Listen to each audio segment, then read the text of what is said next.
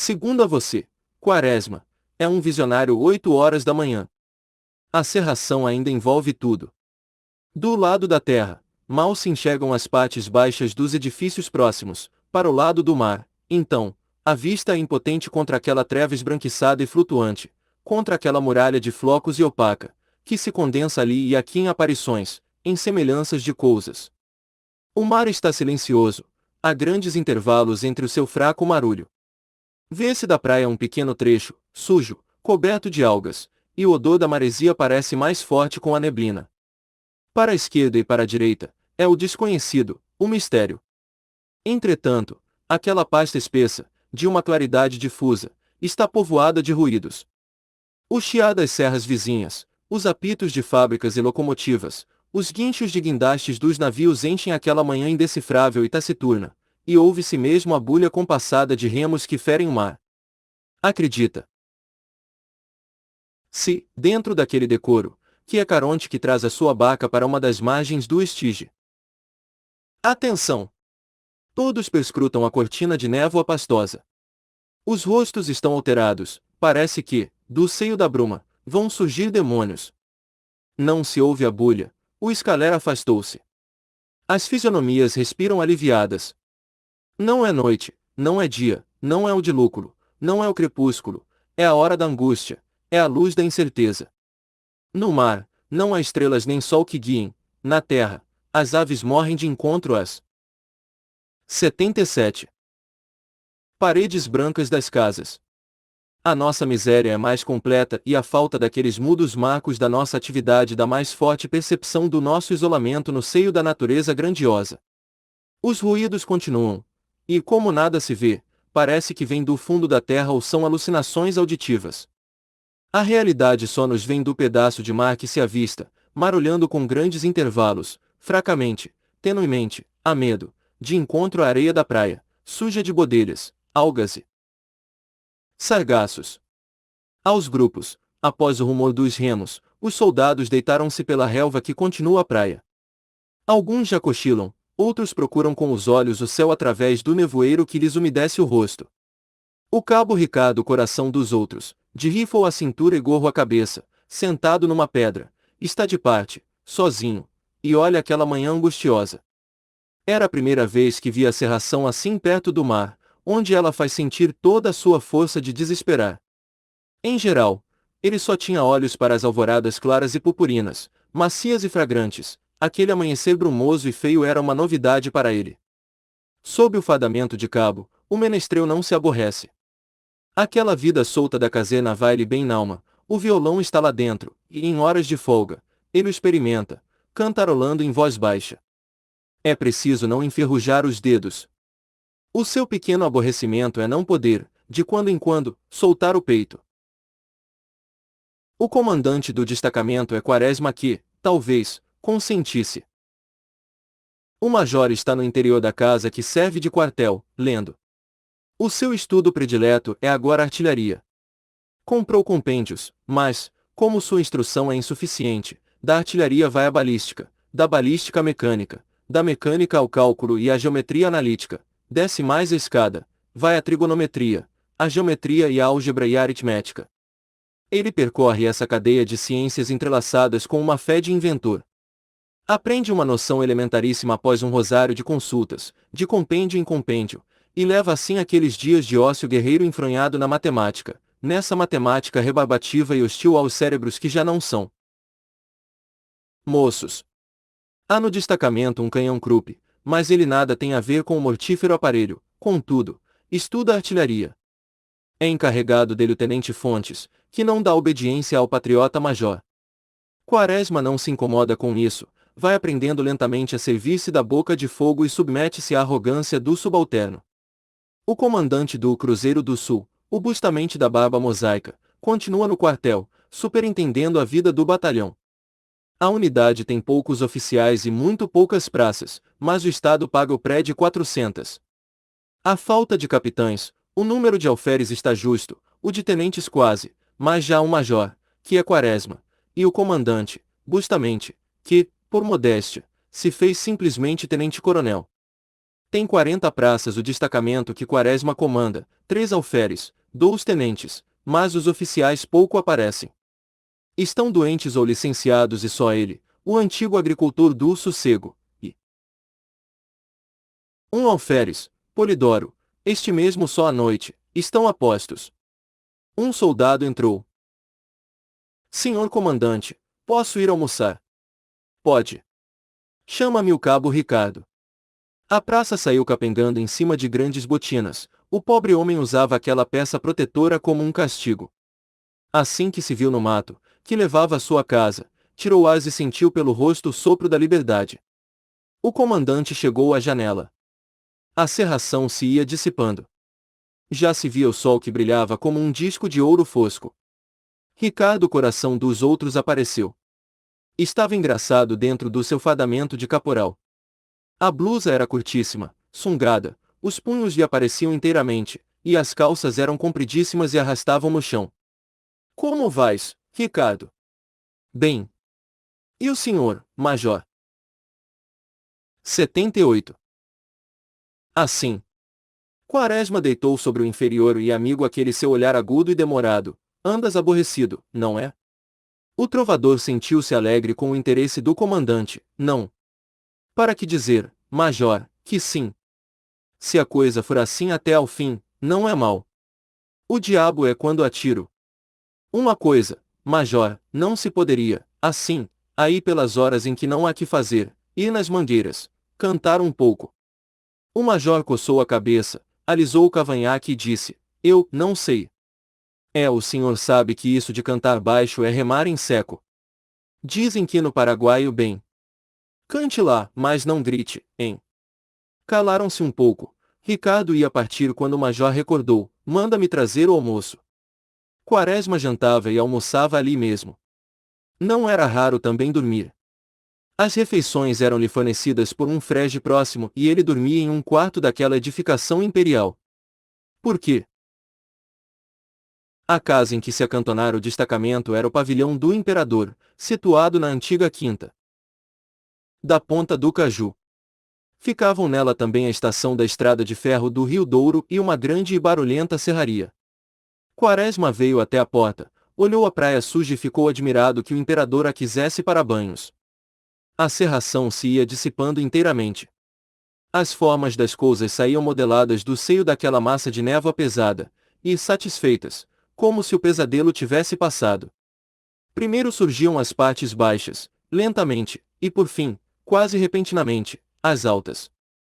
À direita, havia a Saúde, a Gamboa, os navios de comércio, galeras de 3 mastros, cargueiros a vapor, altaneiros barcos à vela, que iam saindo da bruma. E, por instantes, aquilo tudo tinha um ar de paisagem holandesa. À esquerda, era o Saco da Raposa, o Retiro Saudoso, a Sapucaia horrenda, a Ilha do Governador, os órgãos azuis, altos de tocar no céu, em frente, a Ilha dos Ferreiros, com os seus depósitos de carvão, e, alongando a vista pelo mar sossegado, Niterói, cujas montanhas acabavam de recortar-se no céu azul, à luz daquela manhã atrasada. A neblina foi-se e um galo cantou. Era como se a alegria voltasse à terra, era uma aleluia. Aqueles chiados, aqueles apitos, os guinchos tinham um acento festivo de contentamento. Chegou o almoço e o sargento veio dizer a Quaresma que havia 2 deserções. Mais 2. Fez admirado o major. Sim, senhor. O 125 e o 320 não responderam hoje à revista. Faça a parte. Quaresma almoçava. O tenente Fontes, o homem do canhão, chegou. Quase nunca dormia ali, pernoitava em casa, e durante o dia, vinha ver as coisas como iam. Uma madrugada, ele não estava. A treva ainda era profunda. O soldado de vigia viu lá ao longe um vulto que se movia dentro da sombra, resvalando sobre as águas do mar. Não trazia luz alguma, só o movimento daquela mancha escura revelava uma embarcação, e também a ligeira fosforescência das águas. O soldado deu rebate, o pequeno destacamento pôs-se a postos e Quaresma apareceu. O canhão! Já! Avante! Ordenou o comandante. E em seguida, nervoso, recomendou. Esperem um pouco. Correu à casa e foi consultar os seus compêndios e tabelas. Demorou-se e a lancha avançava. Os soldados estavam tontos e um deles tomou a iniciativa, carregou a peça e disparou-a. Quaresma reapareceu correndo, assustado, e disse, entrecortado pelo resfolegar: viram bem à distância, a alça, o ângulo. É preciso ter sempre em vista a eficiência do fogo. Fontes veio e sabendo do caso no dia seguinte riu-se muito. Ora, major, você pensa que está em um polígono, fazendo estudos práticos. Fogo para diante. E assim era. Quase todas as tardes havia bombardeio, do mar para as fortalezas, e das fortalezas para o mar, e tanto os navios como os fortes saíam incólumes de tão terríveis provas. 79. Lá vinha uma ocasião, porém, que acertavam. Então os jornais noticiavam: ontem, o forte acadêmico fez um maravilhoso disparo. Com o canhão tal, meteu uma bala no Guanabara. Ponto. No dia seguinte, o mesmo jornal retificava, a pedido da bateria do Cais Faroux, que era a que tinha feito o disparo certeiro. Passavam-se dias e a coisa já estava esquecida, quando aparecia uma carta de Niterói, reclamando as honras do tiro para a fortaleza de Santa Cruz. O tenente Fontes chegou e esteve examinando o canhão com o faro de entendedor. Havia uma trincheira de fardo de alfafa e a boca da peça saía por entre os fiapos de palha, como as goelas de um animal feroz oculto entre ervas. Olhava o horizonte, depois de exame atento ao canhão, e considerava a Ilha das Cobras, quando ouviu o gemer do violão e uma voz que dizia: prometo pelo Santíssimo Sacramento. Dirigiu-se para o local donde partiam os sons e se lhe derrapou este indíssimo quadro, à sombra de uma grande árvore, os soldados deitados ou sentados em círculo, em torno de Ricardo o coração dos outros, que entoava endechas magoadas. As praças tinham acabado de almoçar e beber a pinga, e estavam tão embevecidas na canção de Ricardo que não deram pela chegada do jovem oficial. Que é isto? Disse ele severamente. Os soldados levantaram-se todos, em continência, e Ricardo, com a mão direita no gorro, perfilado, e à esquerda, segurando o violão, que repousava no chão, desculpou-se: seu tenente, foi o major quem permitiu. Vossa Senhoria sabe que se nós não tivéssemos ordem, não iríamos brincar. Bem, não quero mais isto, disse o oficial.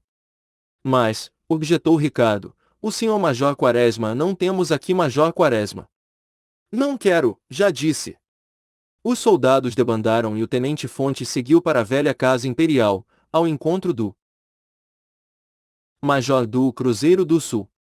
Quaresma continuava no seu estudo, um rolar de Sísifo, mas voluntário, para a grandeza da pátria. Fontes foi entrando dizendo: que é isto, seu Quaresma? Então o senhor permite cantorias no destacamento. O major não se lembrava mais da coisa e ficou espantado com o ar severo e ríspido do moço. Ele repetiu: então o senhor permite que os inferiores cantem modinhas e toquem violão, em pleno serviço. Mas que mal faz? Ouvi dizer que em campanha, e a disciplina. E o respeito? Bem, vou proibir, disse Quaresma. Não é preciso. Já proibi. Quaresma não se deu por agastado, não percebeu motivo para agastamento e disse com doçura: fez bem. Em seguida perguntou ao oficial o modo de extrair a raiz quadrada de uma fração decimal. O rapaz ensinou-lhe, e eles estiveram cordialmente conversando sobre coisas vulgares. Fontes era noivo de Lalá, a terceira filha do general Bernache, e esperava acabar a revolta para efetuar o casamento. Durante uma hora a conversa entre os dois versou sobre este pequenino fato familiar a que estavam ligados aqueles estrondos, aqueles tiros, aquela solene disputa entre duas ambições. Subitamente, a corneta feriu o ar com a sua voz metálica. Fontes assestou o ouvido. O major perguntou: que toque é? Sentido. Os dois saíram. Fontes perfeitamente fardado, e o major apertando o talim, sem encontrar jeito, tropeçando na espada venerável que teimava em se lhe meter entre as pernas curtas. Os soldados já estavam nas trincheiras, armas à mão, o canhão tinha ao lado a munição necessária. Uma lancha avançava lentamente, com a proa alta assestada para o posto. De repente, saiu de sua borda um 80. Golfão de fumaça espessa, queimou! Gritou uma voz. Todos se abaixaram. A bala passou alto, zunindo, cantando, inofensiva. A lancha continuava a avançar impávida. Além dos soldados, havia curiosos, garotos, a assistir o tiroteio, e foram um destes que gritara, queimou! E assim sempre. Às vezes eles chegavam bem perto à tropa, às trincheiras, atrapalhando o serviço. Em outras, um cidadão qualquer chegava ao oficial e muito delicadamente pedia: "O senhor dá licença que dê um tiro." O oficial acedia, os serventes carregavam a peça e o homem fazia a pontaria e um tiro partia. Com o tempo, a revolta passou a ser uma festa, um divertimento da cidade. Quando se anunciava um bombardeio, num segundo, o terraço do passeio público se enchia.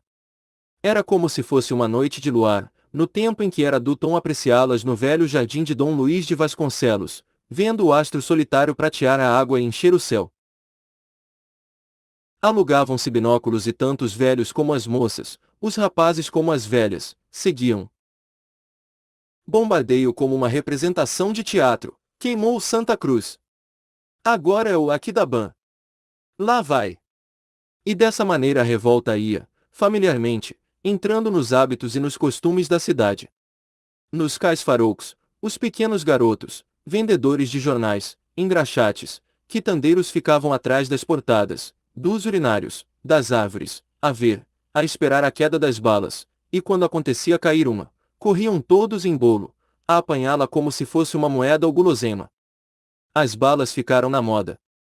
Eram alfinetes de gravata, berloques de relógios, lapiseiras, feitas com as pequenas balas de fuzis, faziam-se também coleções das médias e com os seus estojos de metal, areados, polidos, lixados, ornavam os consolos, os dunquerques das casas médias, as grandes, os melões, e as abóboras, como chamavam, guarneciam os jardins, como vasos de faiança ou estátuas. A lancha continuava a atirar, Fontes fez um disparo. O canhão vomitou o projétil, recuou um pouco. E logo foi posto em posição. A embarcação respondeu e o rapazote gritou, queimou! Eram sempre esses garotos que anunciavam os tiros do inimigo. Mal viam um fuzilar breve e a fumaça, lá longe, no navio, jorrar devagar, muito pesada, gritavam, queimou! Houve um em Niterói que teve o seu quarto de hora de celebridade. Chamavam-no 30 réis, os jornais do tempo ocuparam-se com ele, fizeram-se subscrições a seu favor. Um herói. Passou a revolta e foi esquecido, tanto ele como a Lucy, uma bela lancha que chegou a fazer-se entidade na imaginação da urbis, a interessá-la, a criar inimigos e admiradores. A embarcação deixou de provocar a fúria do posto do Caju, e Fontes deu instruções ao seu chefe da peça, e foi-se embora. Quaresma recolheu-se ao seu quarto e continuou os seus estudos guerreiros. Os mais dias que passou naquele extremo da cidade não eram diferentes deste. Os acontecimentos eram os mesmos e a guerra caía na banalidade da repetição dos mesmos episódios. A espaços, quando o aborrecimento lhe vinha, saía. Descia a cidade e deixava o posto entregue. Polidoro ou a Fontes, se estava. Raras vezes o fazia de dia, porque Polidoro, o mais assíduo, marceneiro de profissão e em atividade numa fábrica de móveis, só vinha à noite. No centro da cidade, a noite era alegre e jovial. Havia muito dinheiro, o governo pagava soldos dobrados, e às vezes, gratificações, além do que havia também a morte sempre presente, e tudo isso estimulava o divertir-se. Os teatros eram frequentados e os restaurantes noturnos também. Quaresma, porém, não se metia naquele ruído de praça semi-sitiada. Ia às vezes ao teatro, à paisana, e logo acabado o espetáculo, voltava para o quarto da cidade ou para o posto. Em outras tardes, logo que Polidoro chegava, saía a pé, pelas ruas dos arredores, pelas praias até o campo de São Cristóvão.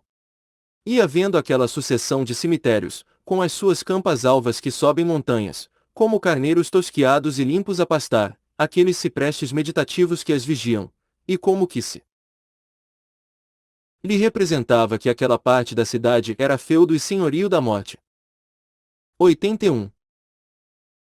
As casas tinham um aspecto fúnebre, recolhidas e concentradas, o mar marulhava lugubremente na ribanceira lodosa, as palmeiras ciciavam doridas, e até o tilintar da campainha dos bondes era triste e lúgubre. A paisagem se impregnara da morte e o pensamento de quem passava ali mais ainda, para fazer sentir nela tão forte aspecto funéreo. Foi vindo até ao campo, aí deu-lhe vontade de ver a sua antiga casa e afinal entrou na residência do general Albernaz. Devia-lhe aquela visita e aproveitou o ensejo. Acabavam de jantar e jantara com o general, além do tenente Fontes e o almirante Caldas, o comandante de Quaresma, o tenente-coronel Inocêncio Bustamante. Bustamante era um comandante ativo, mas dentro do quartel. Não havia quem como ele se interessasse pelos livros, pela boa caligrafia com que eram escritos os livros mestres, as relações de mostra, os mapas de companhia e outros documentos. Com auxílio deles, a organização do seu batalhão era irrepreensível, e, para não deixar de vigiar a escrituração, aparecia de onde em onde. Nos destacamentos do seu corpo. Havia 10 dias que Quaresma o não via. Após os cumprimentos, ele logo perguntou ao major, quantas deserções? Até hoje, 9, disse Quaresma. Bustamante coçou a cabeça desesperado e refletiu, eu não sei o que tem essa gente. É um desertar sem nome. Falta-lhes patriotismo. Fazem muito bem. Ora! Disse o almirante. Caldas andava aborrecido, pessimista. O seu processo ia mal e até agora o governo não lhe tinha dado cousa alguma. O seu patriotismo se enfraquecia com o diluir-se da esperança de ser algum dia vice-almirante. É verdade que o governo ainda não organizara a sua esquadra, entretanto, pelo rumor que corria, ele não comandaria nenhuma divisão. Uma iniquidade. Era velho um pouco, é verdade, mas, por não ter nunca comandado, nessa matéria ele podia despender toda uma energia. Moça! O almirante não deve falar assim. A pátria está logo abaixo da humanidade. Meu caro tenente, o senhor é moço. Eu sei o que são essas coisas, não se deve desesperar.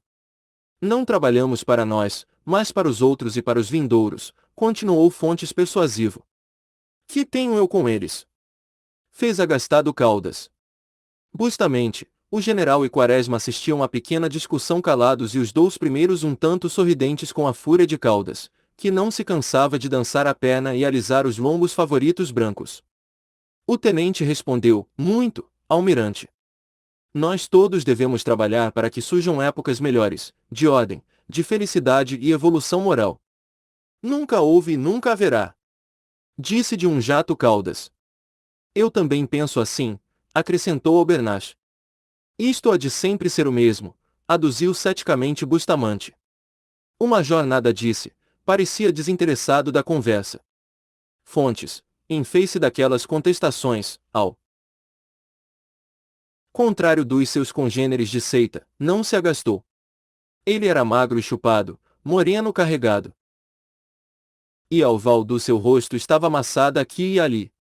Com a sua voz arrastada e nasal, agitando a mão direita no jeito favorito dos sermonários, depois de ouvir todos, falou com unção, houve já um esboço, a Idade Média. Ninguém ali lhe podia contestar. Quaresma só sabia a história do Brasil e os outros nenhuma.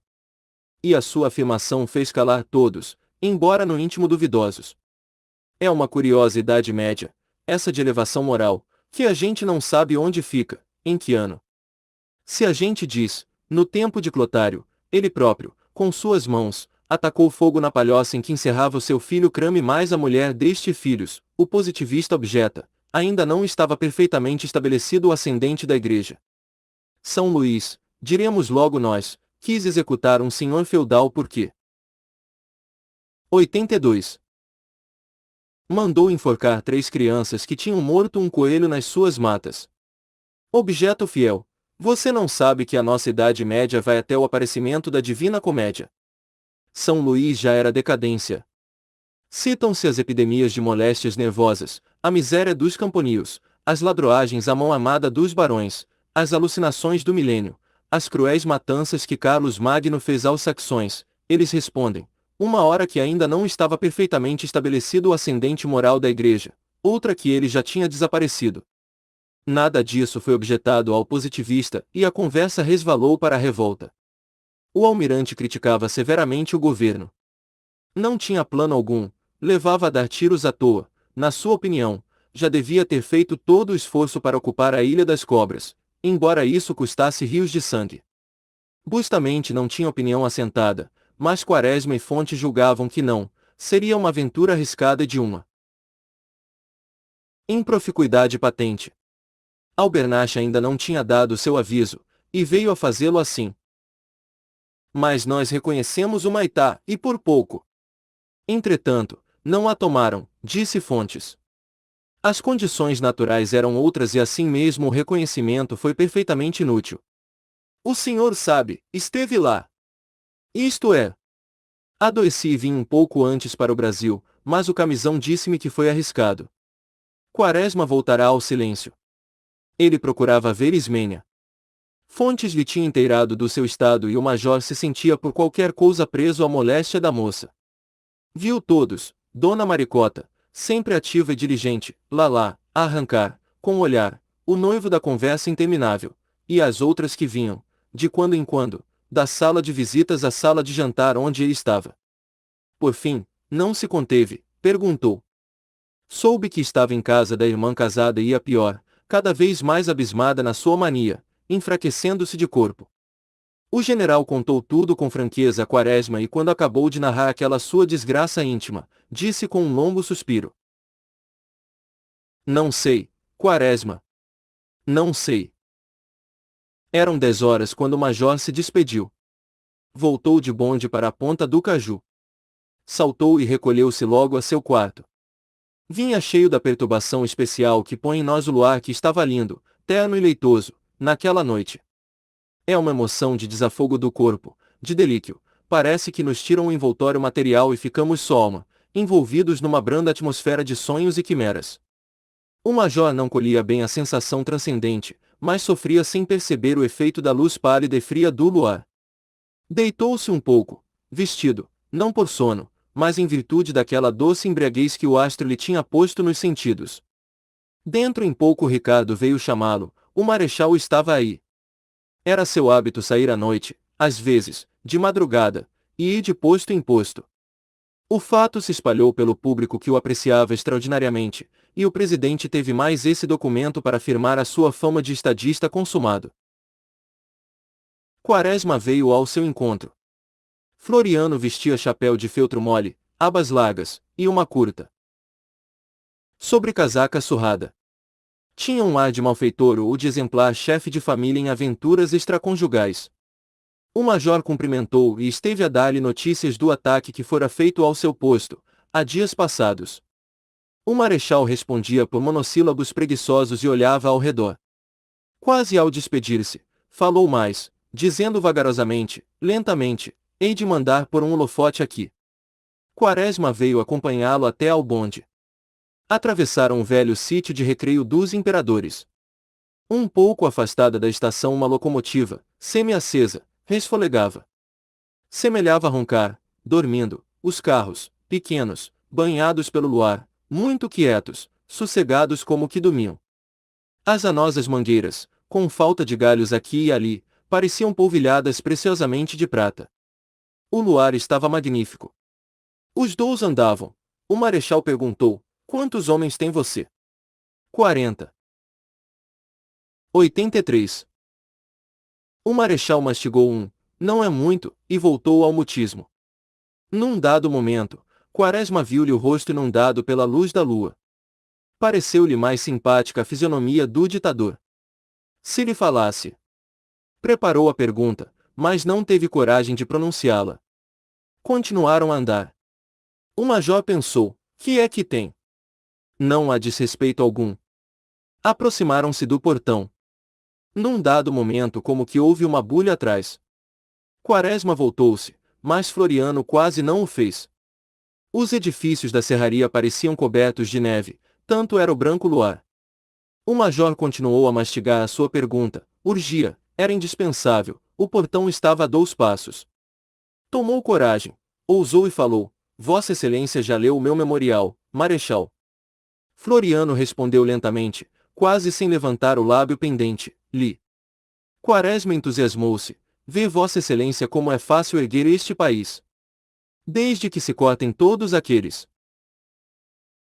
empecilhos que eu apontei, no memorial que Vossa Excelência teve a bondade de ler, desde que se corrijam os erros de uma legislação defeituosa e inadaptável às condições do país, Vossa Excelência verá que tudo isto muda, que, em vez de tributários, ficaremos com a nossa independência feita. Se Vossa Excelência quisesse. À proporção que falava, mais Quaresma se entusiasmava. Ele não podia ver bem a fisionomia do ditador, encoberto agora como lhe estava o rosto pelas abas do chapéu de feltro, mas, se a visse, teria de esfriar, pois havia na sua máscara sinais do aborrecimento mais mortal. Aquele falatório de Quaresma, aquele apelo à legislação, a medidas governamentais, iam mover-lhe o pensamento, por mais que não quisesse. O presidente aborrecia-se. Num dado momento, disse, mas, pensa você, Quaresma, que eu hei de pôr a enxada na mão de cada um desses vadios. Não havia exército que chegasse. Quaresma espantou-se, titubeou, mas retorquiu, mas, não é isso, Marechal. Vossa Excelência, com o seu prestígio e poder, está capaz de favorecer, com medidas enérgicas e adequadas, o aparecimento de iniciativas, de encaminhar o trabalho, de favorecê-lo e torná-lo remunerador. Bastava, por exemplo, atravessavam o portão da velha quinta de Pedro I. O luar continuava lindo, plástico e opalescente. Um grande edifício inacabado que havia na rua parecia terminado, com vidraças e portas feitas com a luz da lua. Era um palácio de sonho. Floriano já ouvia Quaresma muito aborrecido.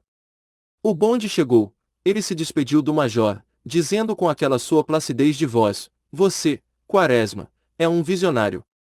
O bonde partiu. A lua povoava os espaços, dava fisionomia às coisas, fazia nascer sonhos em nossa alma, enchia a vida, enfim, com a sua luz emprestada.